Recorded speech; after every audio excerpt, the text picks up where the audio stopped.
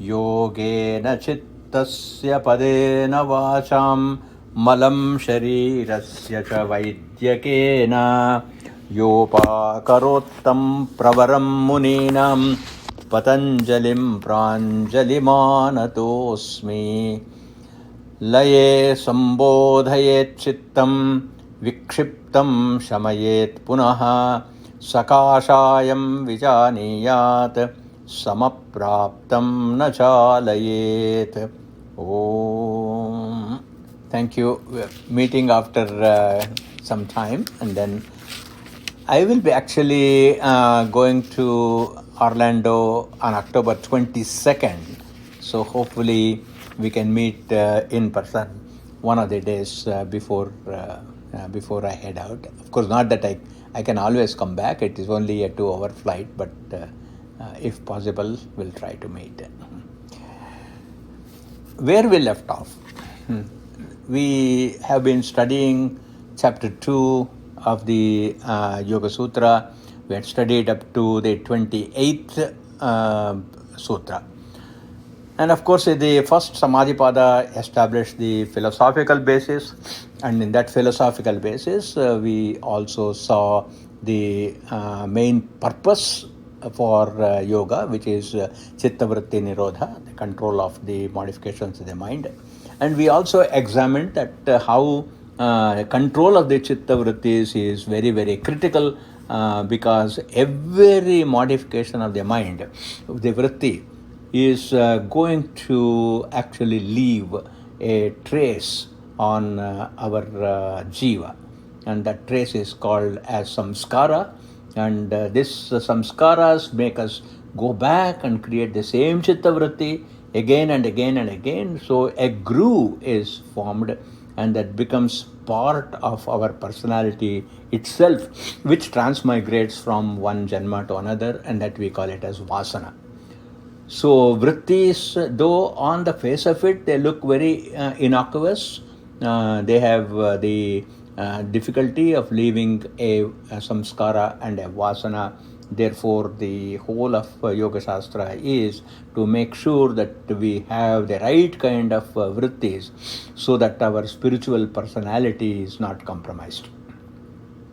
So for that, Chitta Vritti Nirodha was prescribed, and that cannot be achieved overnight, as therefore Abhyasa Vairagya Abhyam Tan Nirodha.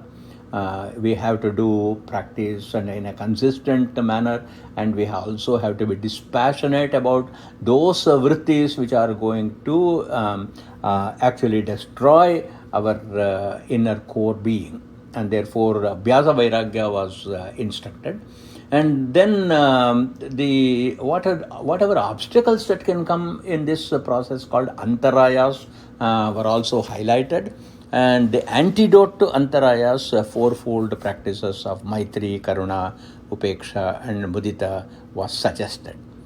And then a person will be able to get into an absorption or a samprajnata samadhi, and then on deeper meditation, a person goes into asamprajnata samadhi. This is the philosophical highlights as enumerated in the first chapter.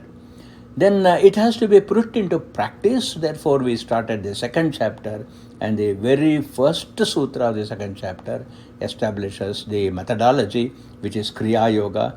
And this Kriya Yoga is where we do tapaswadhyaya, Ishvara Pranidhana. And then the reason for tapaswadhyaya, Ishvara Pranidhana was also established. It is because of the kleshas and to weaken these kleshas. And the kleshas were listed as ignorance, avidya, which gives rise to egoism, which is asmita, which morphs into palpable, recognizable ragadvesha, and then it also causes fear of death or clinging to life, abhinivesha. So the purpose of yoga itself, theoretically, and the purpose of Kriya Yoga is to weaken these kleshas. Klesha tanu karanarthascha is also established. And obviously, Patanjali Maharshi takes a little deviation from Sankhya philosophy, and then he introduces the concept of Ishvara Pranidhana, which is worship of Ishvara. That is why the three-pronged yogic practice of tapaswadhyaya, Ishvara Pranidhana is also highlighted. And in our context, in our own lives, for us to attain a yogic state of mind, Ishvara Pranidhana is a very powerful means. While tapaswadhyaya is also possible, that is, we can do austerities, we can do meditation, and we can also do study, scriptural study, or self-study can be done. But however, they are all quite challenging in our lifestyle, because the lifestyle of 2000 years ago was very different from today's lifestyle.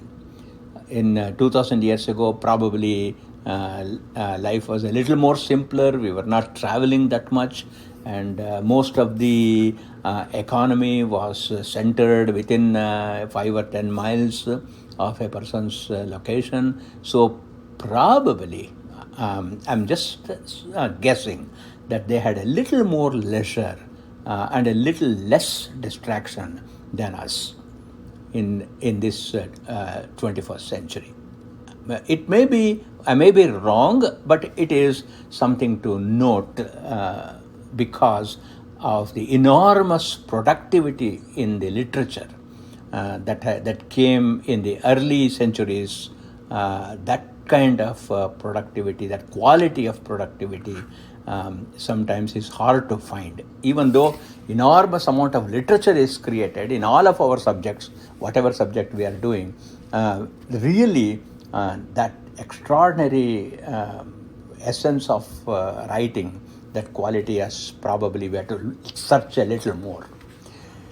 So whatever project that we are taking, the 29th sutra of the second chapter establishes that one has to go through the Ashtanga Yoga, consisting of 8 limbs: Yama, Niyama, Asana, Pranayama, Pratyahara, Dharana, Dhyana, Samadhi. Several questions arise. Is this sequential? Should this be done one after the other? Or should they be done simultaneously? These are all some of the questions we will contemplate. So first of all, it is Yama, which is self-restraint. Later on, Patanjali is going to expand on that. And then we have Niyama, where we have got personal observations have to be done. Then we have got Asana, posture, and Pranayama, breath control, and Pratyahara, withdrawal of the mind from sense objects, and Dharana, concentration, and Dhyana, meditation, and Samadhi is total absorption. So these are the 8 steps. So this lists the various processes, but then we saw that the emphasis in the first chapter was Abhyasa Vairagya, but then in this list of 8 we don't see the names Abhyasa and Vairagya, but then Abhyasa Vairagya is part of Yama Niyama, and therefore Abhyasa Vairagya, or even Pratyahara for that matter. So Abhyasa Vairagya is already embedded in these 8. So we also see another recommendation given in chapter 1, sutra number 20, that is Shraddha, Virya, Smriti, Prajna as a strategy. That is also included in the Ashtanga Yoga.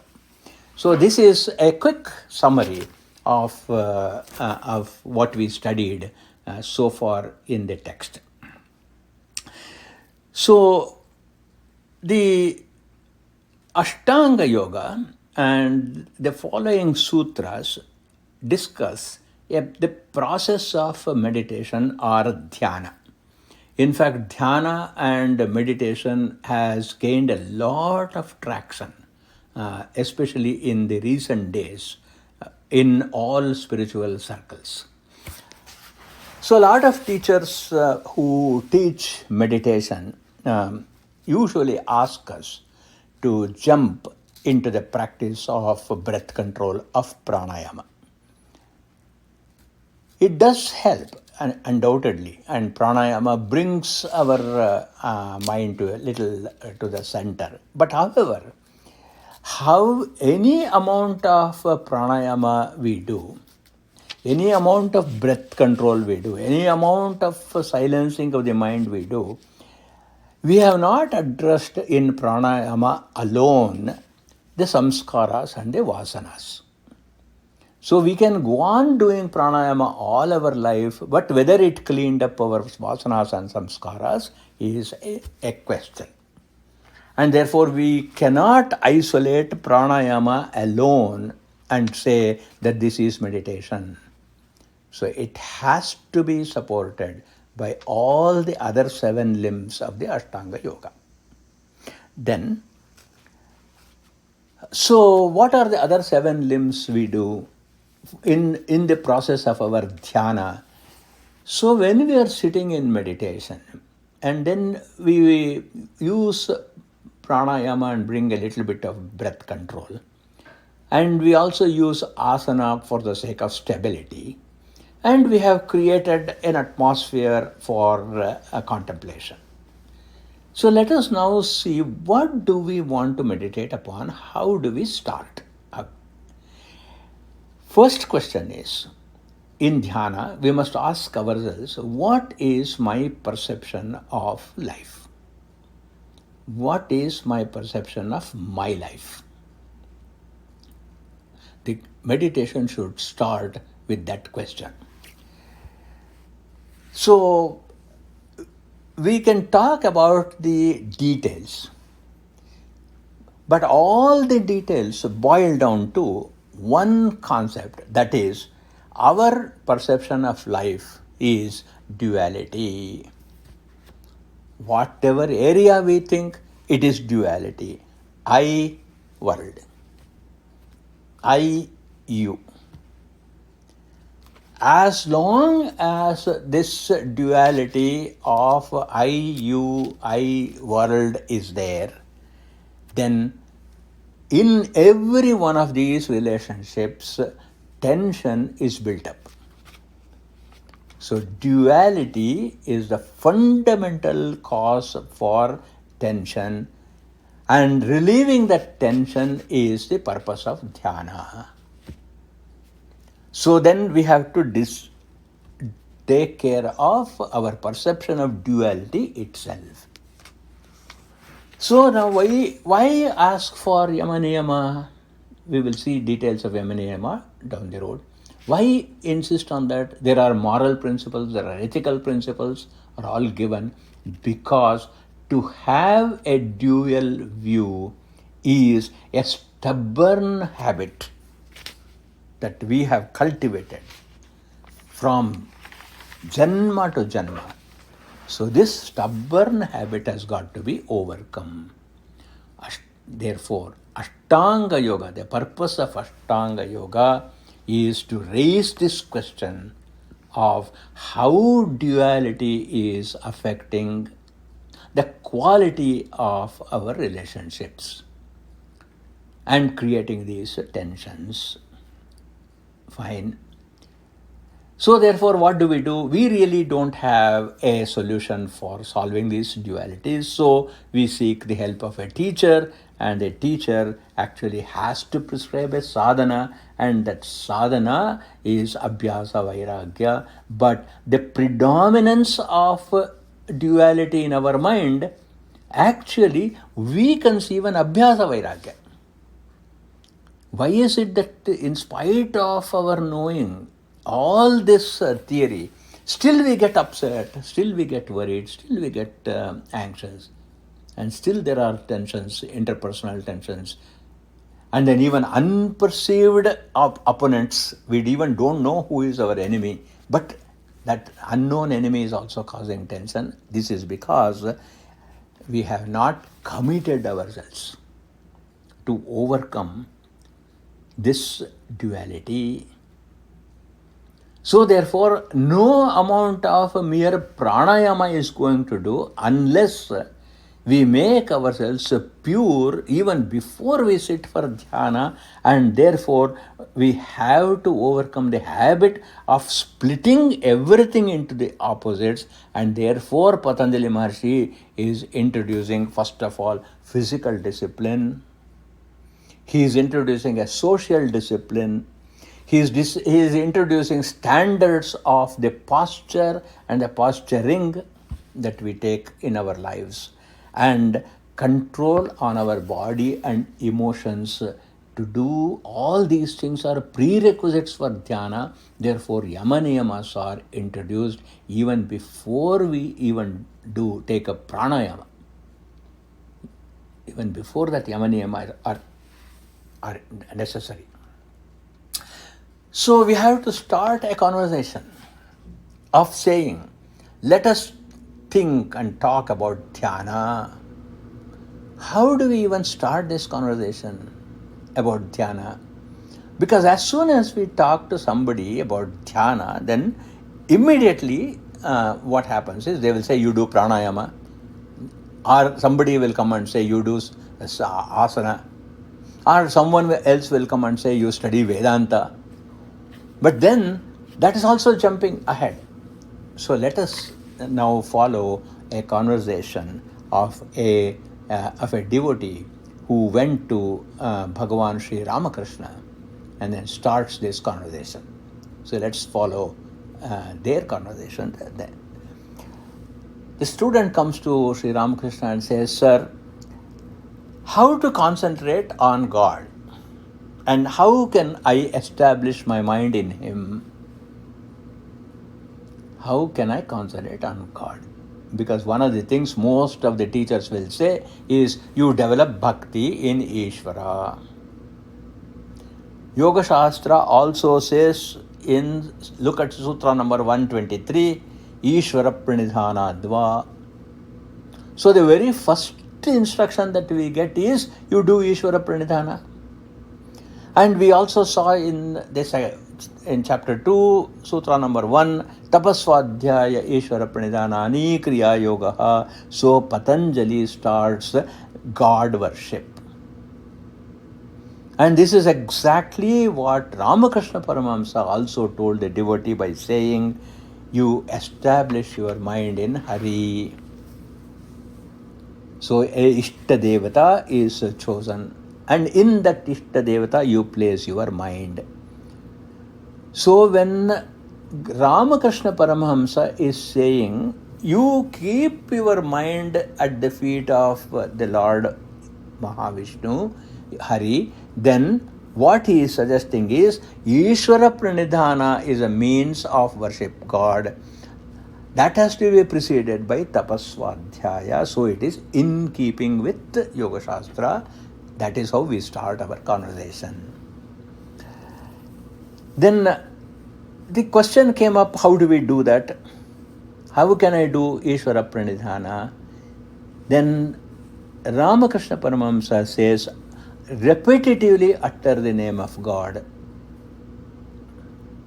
This is also in keeping with Yoga Shastra. See Sutra number 28, chapter 1, Tajjapaha Tadartha Bhavanam. So that becomes praise your Ishta Devata. Every guna of the Ishta Devata we recall, it actually inspires us to emulate that quality. So how do we start? Let's go back to the question and ask the question, how do we start dhyana? Even before we start yama niyama, we have to actually choose a Ishta Devata, and on that Ishta Devata we have to do a japa, and in that japa we actually list all the gunas of the Devata. Say for example Vishnu Sahasranama or Lalita Sahasranama, any of that. We can start like that. When we do Tajjapaha Tadartha Bhavanam, instead of mere repetition, a yogi will go to the next step of identifying the various gunas that are given for a particular deity, and then use that that guna as a role modeling for oneself. I'll take one short prayer for Rama. There is a prayer which says, Lokabhiramam Ranarangadhiram Rajiva Netram Raghuvamshanatham Karunyarupam Karunakaram Tam Sri Ramachandram Sharanam Prapadye. On the face of it, very simple Sanskrit. It just says, Lokabhiramam, one who actually pleases all the worlds, Ranarangadhiram, who is valorous in a battlefield and who has a very, very beautiful eyes. That means he looks everybody with compassion. Rajiva Netram, and he is the Lord of Raghuvamshanatham. His very form is compassionate. Karunyarupam, he is the ocean of mercy. Karuna Sagaram, Tam Ramachandram Manasharanam Prapadye. So now this is a japa. Now let us take Tajjapaha Tadartha Bhavanam. Let's take the 28th sutra and try to apply this. Lokabhiramam. Sri Ramachandra is very pleasant to everybody, wonderful. He can be very pleasant, but the world need not look at him with the same love, isn't it?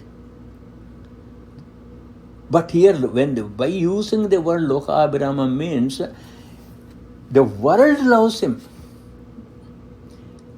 He loving the world is one thing, but the world loving him is another. So one value. So in our contemplation we say, Sarvabhuta hite rataha, I am the one who is interested in the welfare of everybody, sure. But that I am interested in the welfare of everybody, is it recognized by the world? Does the world look at me as one of a benevolent person? So now you see, we already have, by doing the japa on Sri Rama, Lokabhiramam, how can I conduct myself in such a way that the world loves me? Lokabhiramam. So if I have to do that, if I have to become a person of like that, what gunas are required? If you look at the following qualities, those gunas are required. Ranaranga Dhiram. Whenever challenges come in our life, challenges come in our personal lives, challenges can come in our social lives, can come in our workplace, in our family. In all of that, do I display dhiram? Dhiram means intelligence, intellect. It is not valor. It is not brute force. Do I display a emotional and an intellectual maturity? And that is what Rama displays everywhere. There are many myriad examples you see in Ramayana that how he displays. He need not be in a battlefield. In a battlefield-like situation, how Rama conducts himself. In the presence of Kaikeyi and Dasharatha, who is on his deathbed, and Kaikeyi asks Rama to go to forest, it is a situation of conflict. Ranaranga. It is a situation where even Dasharatha asks, declare that I am insane, and then you take over the kingdom. Then how did he conduct himself? Ranaranga Dhiram. So because consistently everywhere Sri Ramachandra's guna is Ranaranga Dhiram, he became Lokabhiramam. Likewise, how does he wear all these successes? He is having Rajiva Netram. It is not just a physically beautiful eyes, but beauty itself, the concept of beauty itself is showering of compassion on whomsoever he looks at. Even he looks at with great compassion even towards enemies such as Virata, Kabandha, Ravana, Vali, Rajiva Netram. So in all these circumstances, we are seeing that this person, Sri Ramachandra, is very, very good as far as society is concerned. So a person can be exemplary in the social settings. What about personal setting? What about in one's own family? Raghuvamsha Natham. He is a chosen leader of the entire clan. Who chose? He did not choose himself, sit on the throne and said that I am the lord of this whole clan. It is a whole Raghuvamsha that chose him as Raghuvamsha Natham. Now the question is, I have to ask myself, am I like that in my own family? Am I a de facto role model in my own family? Look at the quality of dhyana now. Look at the quality of dhyana having an Ishvara as the role model. How practical it is. When in society, when we think of every unit of our activity is to be for the good of the world, in whatever profession we are, then the person is Lokaviramam. Can we be Lokaviramam even if I am bypassed in promotion?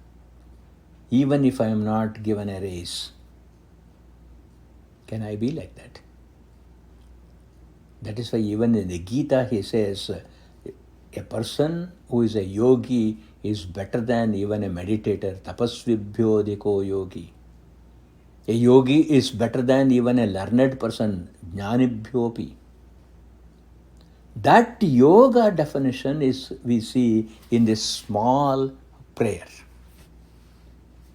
I'm just taking that example because it is easy with an example to see. Ranaranga Dhiram. So when we choose a Ishta Devata and when we identify the qualities of the Ishta Devata, not just to praise, not just to worship, but to say, how can I imbibe this particular guna? And once we start on that path, Tajjapaha, Tadatta Bhavanam will happen. Then, to make that, Ramakrishna Paramahamsa gave a second recommendation. Recommendation number 1, to take an ideal and emulate the ideal. Second he gave was you keep good company, satsanga. The third recommendation he gave is you meet and be with those people who have done this. Because if we simply see anecdotally, Prahlada was like that, Vibhishana was like that, they are too distant, they are too abstract. So Ramakrishna Paramahamsa says, so look in your own environment, whether there are any such people. If there are, take time to spend time to be with them, keep that. And then, with all these things, we have to withdraw ourselves periodically from the hustle and bustle of life. Ekanta dhyana, because without solitude, focus is impossible. Especially when we are starting our meditation, in the beginning of the meditation, ekanta and solitude is very, very critical because every small thing can disturb our meditation.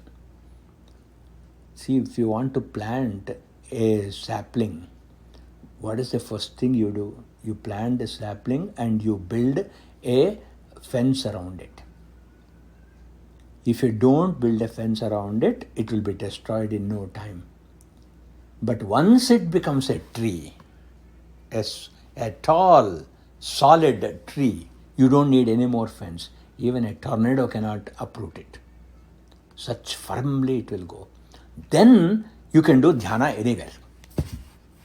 Then you can do dhyana at any time. In the initial stages of dhyana, there has to be ekanta. This we will see in Yamaniyama. Then, next question is, how should we conduct ourselves in the world? Was the question asked by this devotee to Sri Ramakrishna. How should I conduct myself in the world?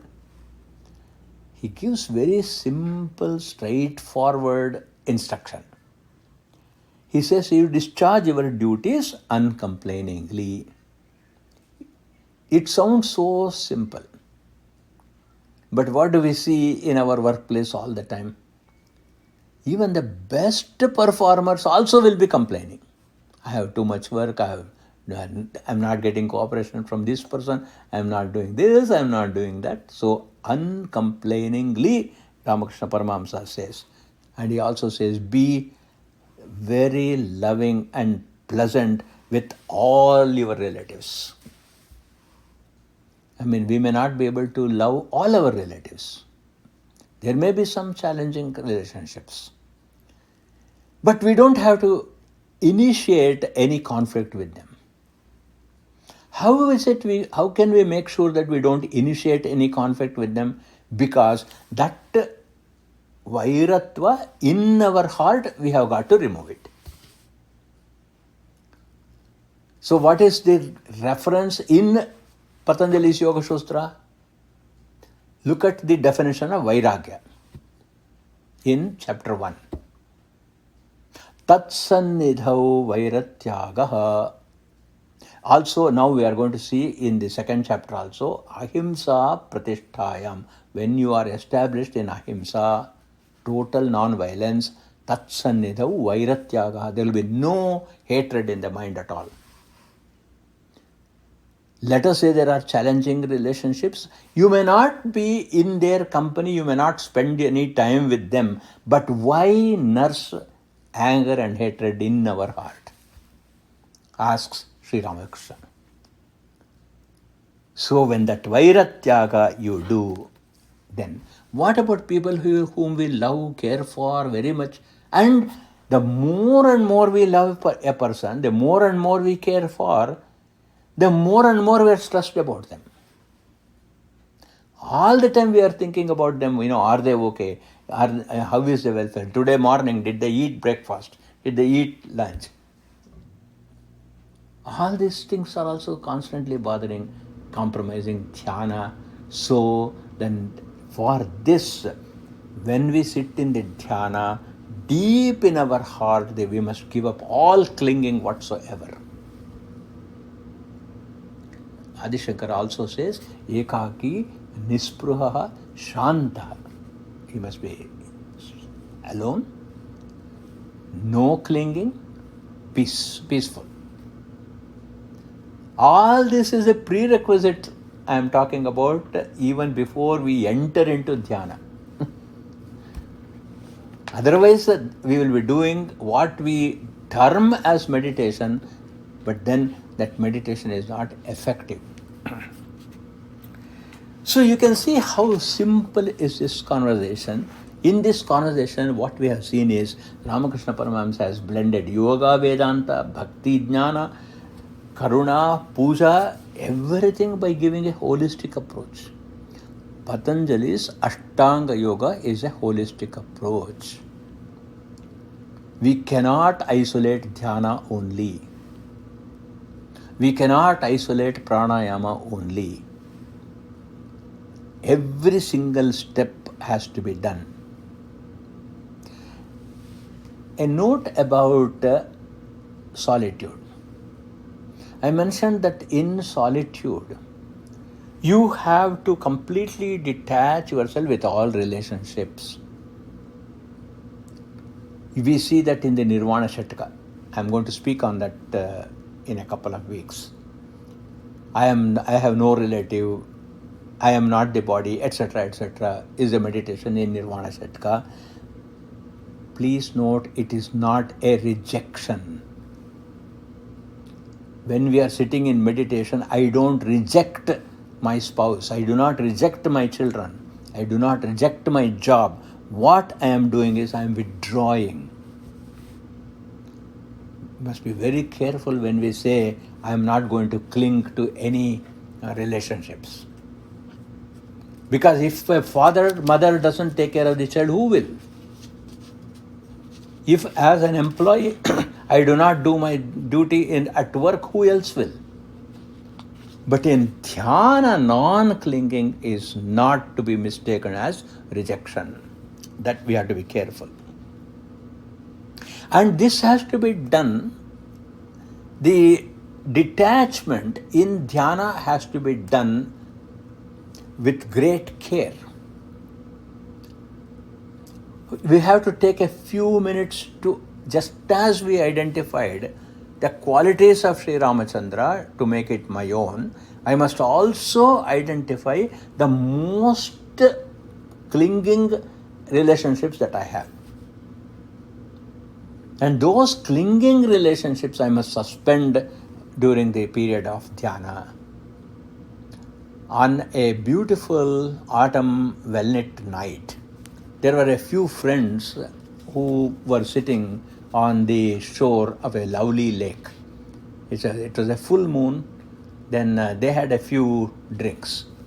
They sat on this lakefront and they started drinking on this full moon night. Then they saw that there was a boat right there on the shore. So all of them, they said, oh, why not we actually row and then go and then have a nice time, continue our conversation in the middle of the lake so that we will have moonlight everywhere. So everybody says, okay, they all get into the boat and then they row, and then they actually drink a little more and talk and keep rowing. Then the day breaks. When the day breaks, they found that they had not moved anywhere into the lake because it was still tied to the anchor. They had not untied the boat. Dhyana is also like that.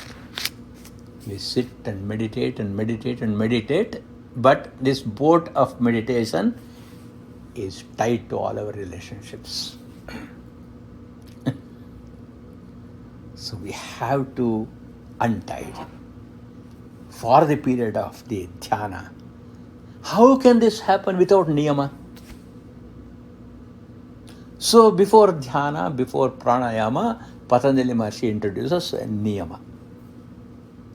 This is the message of the story. This is also the reason why many people go to the teachers and say, I am meditating so much from so many days for so long, but I have not made any progress, sir.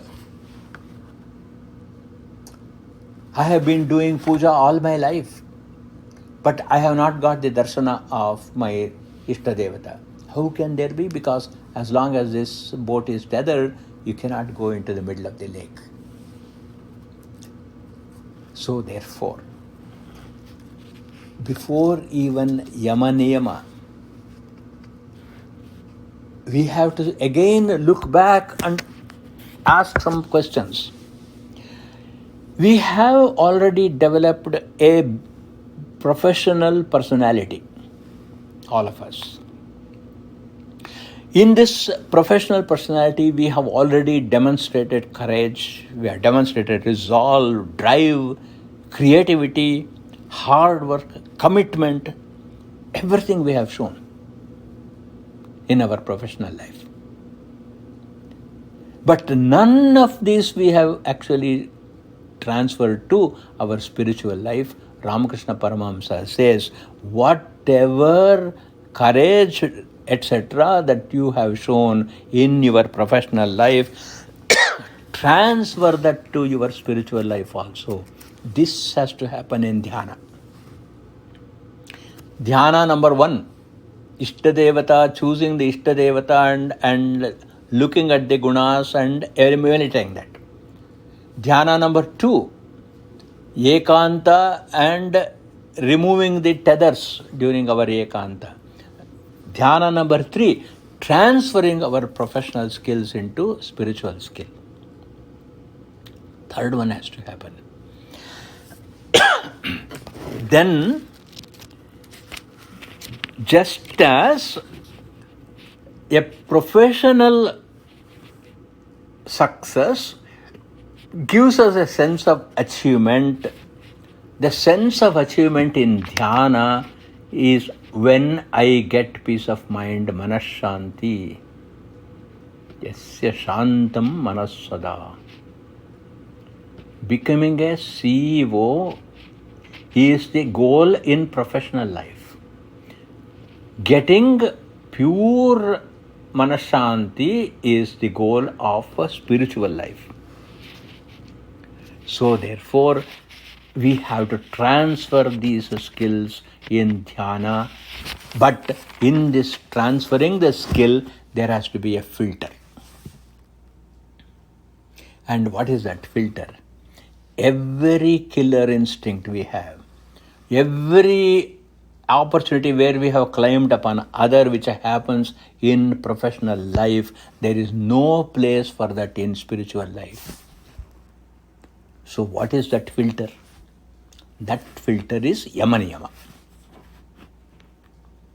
You can see I am building a case as to why yama niyama are asked as a prerequisite before we do even pranayama. So then, without yama niyama, the intense urge to achieve yogic excellence will not come. This is called vyakulata. And that vyakulata can be got in good company. That is why Sri Ramakrishna introduced satsanga. Because in satsanga, what happens? Some of the more adept fellow travelers would have progressed in yama niyama and they become an inspiration for us. And hence the teacher prescribes satsanga. And this satsanga stimulates ekanta. Adi Shankara says, satsangatve nissangatvam. When you are in the company of noble people, you will not have company. What does it mean? It doesn't mean that good people will run away from me, isn't it? And that should not happen also. What it really means is, it inspires us to go into ekanta. One of the greatest fears is loneliness. Yama, niyama, ishvara pranidhana, what it is going to do is it's going to take away loneliness and convert it into solitude. A powerful transformation. Nissangatve nirmohatvam. In this process, what happens? In dhyana, you are able to, for the period of the dhyana, dissociate with all the tethers of all the bondage. Practically, when you are sitting in dhyana, please keep your telephone outside of the room. Because as long as we have our cell phone next to us, every ping disturbs the dhyana. 5 minutes, 10 minutes, 15 minutes. Nirmohatve nischalatattvam. Ashtanga Yoga also establishes step-by-step methodology. Dhyana is the 7th step. Meditation is the 7th step. Without attempting step number 1 to 6, 7th step will not work. So, yama niyama asana is actually pratima puja. When you are worshipping an icon, look at the icon. The icon is perfectly controlled. The posture is steady and fixed. Now, that we have to transfer to our body. So the Deha itself must become a pratimaya, must become an icon when we are sitting in meditation. That is why in the 6th chapter, Krishna also says, samah kaya shiro grivaha. So the body is in good posture, the head, the torso, and all of them are in one line. That means you make your own body as a pratima. Then we do nama japa and guna sankirtana. When we do nama japa, guna sankirtana, lokaviramam, Sri Ramam. When you do that, we will be in divya sannidhyam. We will be in the presence of the divine. Divya sannidhyam. I have a deha, but this deha is that of Ishvara. That when that actually happens, the person has done Ishvara Pranidhana. That is how we have the famous conversation between Rama and Hanuman. Hanuman has done so many things, bringing Sanjeevani, leaping across the ocean, etc., etc. And then Pattabhisheka is over, and Hanuman is sitting at the foot of Sri Ramachandra. Without Hanuman, nothing would have been possible for Rama alone. But Rama is sitting on the throne and Hanuman is sitting at his feet. What is the meaning of Rajiva Netram? Look where his eyes are. There are so many people in the court, high officials, ministers, his own beautiful wife next to him. But Rajiva Netram, his eyes fall on this great person, Hanuman, and asks, who are you? I don't know you. Look at Hanuman's response to that. Sir, are you talking about my body? Deha buddhyatu dasosmi. If you are referring to my body, I am your slave, servant. Are you talking about my jiva? Jiva buddhyatu tvadamshaka. Because it is a reflection of you in my jiva. Are you talking about the Atman? Atma buddhya tvamevaham. I am actually you.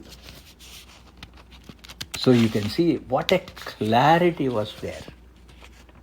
So in the Ishvara Pranidhana, in the Dhyana, the Deha is worshipping Ishvara, the Jiva is realizing it is actually a reflection of this Paramatma, and the person is actually none other than Ishvara. When this is the Chitta Vritti, what does it mean? Again, let us come back and complete the loop. We started with Chitta Vritti. What is there now in this Chitta Vritti? In this Chitta Vritti, Deha Buddhya, you are the servant of the Devata. Of Ishvara, you are doing Pranidhana, etc. Then it is called Manashuddhi. Another term is purity of mind. Why? Because there is nothing negative there. Everything is completely enveloped by the most noble qualities. If we are able to achieve this, Yamaniyam Asana Pranayama, none of that is required. If that state can be reached in our thinking, not even dhyana, in our just contemplation, then Manashuddhi takes place. So Yamaniyam Asana Pranayama is essential if we cannot achieve that Manashuddhi by Ishvara Pranidhana externally alone. Is it possible? Do we have the potential? Next question. Shastra says actually our soul is searching for that state only. The Ananta Sukha, Ananta Priti, Ananta Ananda is what our soul is searching, and therefore we are restless. Until we reach that state, we cannot get Manashuddhi at all. What is authority for me? Narada, as we know, comes in the presence of the great Sanat Kumara. And he goes to Sanat Kumara and says, I am told, sir, that only the infinite is going to give you ultimate joy. What exactly is this infinite? Narada questioned to Sanat Kumara. The sage answers, when you realize that there is an all-pervading substratum of truth, then you have realized the infinite. Go contemplate on this. How can you do that? Sanat Kumara says, Na anyat pashyati. He sees nothing else. Na anyat shrunoti. He listens to nothing else. Na anyat vijanati. He knows nothing else. Savai bhuma. That is the greatest. Again, go back to the conversation between Rama and Hanuman. Na anyat pashyati. In Deha, he doesn't see any difference from Rama. In Jiva, doesn't see any difference from Rama. In Atma, he does not see any difference from Rama. Na anyat pashyati. Na anyat shrunoti. He does not listen to anything other than what is Rama. Rama kaj karke bo atur. He has nothing else. His anxiety is only what can I do for Rama. This is Ishvara Pranidhana. And anything we do is in his service. And therefore, na anyat vijanati. Savai bhuma. So Patanjali, in step by step, in Yama, what he does is by introducing ahimsa, satya, asteya, aparigraha, he makes sure that we do not misappropriate the world. In Niyama, he brings internal discipline. In Pranayama, he brings control on our breath. In Asana, he brings control on our body. And then in Pratyahara, he withdraws all our sense organs into one. We will, in the metaphor we are taken one Sri Rama, that's it. He will bring it into one. Then it becomes effective. Then we get Manashanti. And in the Yamaniyamasana Pranayama, Ahimsa and Satyam Asteya, in that also, in the personal practices, Chandogya Upanishad also introduces purity of what we consume. Ahara Shuddhau Sattva Shuddhi. Ahara means food. Food is not necessarily edible food alone. What we see is food for our eyes. What we hear is food for our ears. All of that should be absolutely full of purity. Ahara Shuddhau Sattva Shuddhi. When Sattva Shuddhi is purity of mind, Manas Shuddhi is Sattva Shuddhi. When that happens, Sattva Shuddhau Dridha Smritihi, that my goal in my life is this, to achieve Shanti, Parama Shanti, which cannot be disturbed. That memory will never escape the mind. Smritir Labdhe, when this memory is etched, what happens? That vritti will go erase the previous samskaras, neutralize the vasanas, and every samskara, every vasana in the personality is this manashanti chittavritti.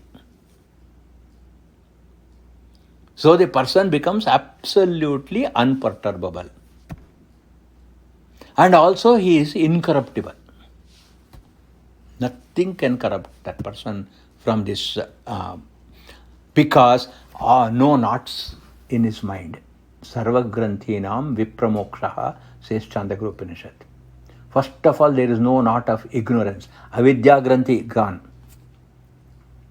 And then knot of unholy, unwholesome desire, kama granthi gone. And a knot of karma granthi, simply doing things to be busy. Just think about this.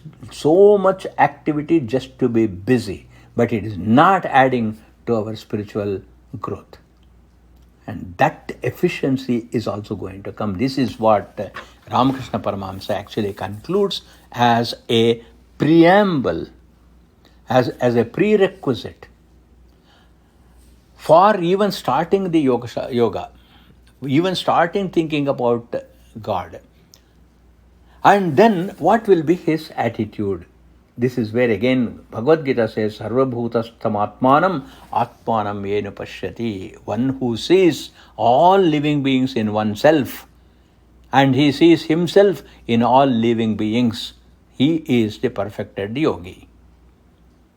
In Ramakrishna Paramahamsa's own life, you remember he had throat cancer, severe throat cancer. He was not able to eat whatsoever.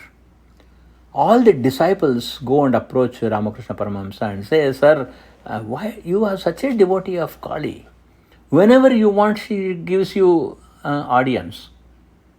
So why don't you pray to Kali and then ask her some relief so that you can eat some food? Ramakrishna Paramahamsa said, No, why should I ask her for food? If I don't eat, that is fine. But the devotees say, No, sir, you must go and ask. Please ask her.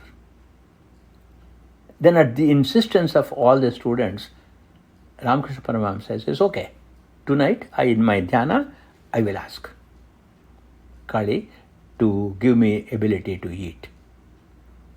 So next day morning, when everybody assembled, the students asked, what did Devi Kali tell you? Ramakrishna Paramahamsa says, I asked, and then she showed all of you who were sitting here, and then she told me, you are eating through every one of them.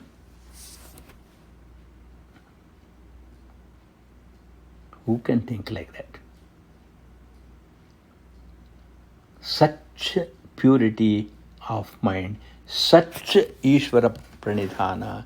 When that such Ishvara Pranidhana is there, all the efforts that we give, we apply in getting material well-being, mental well-being, same fervor when it is transferred to spiritual well-being also. And when this happens in dhyana, a person's mind will become pure. Manashuddhi happens. When Manashuddhi happens, Kaya Shuddhi happens. Kaya means body. Purity of body happens. When Manas and body, both of them are in a pure state, vrittis will change. And these vrittis will create new samskaras and new vasanas, and thus a person gets liberated. And therefore, always people say, we meditate to get peace of mind, right?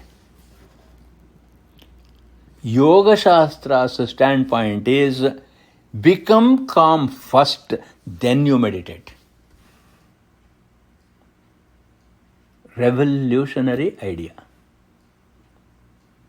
We don't meditate to become calm. We have to become calm and peaceful first, then meditate. What is my authority? Again, go back to Chandogya Upanishad. Brahma tajjalaniti shanta upasita. Who can meditate upon reality? One who is peaceful in the mind. So we don't do meditation to get peace. We get peace and then do meditation. How do we get peace? Yamaniyama. That is the case I am trying to make, saying that dhyana is the seventh step. Asana is the third step. Then Pratyahara is the sixth step. Pranayama is the fourth step. Without yama and niyama, there will be no progress whatsoever. So Patanjali Maharshi insists on private purity and public purity.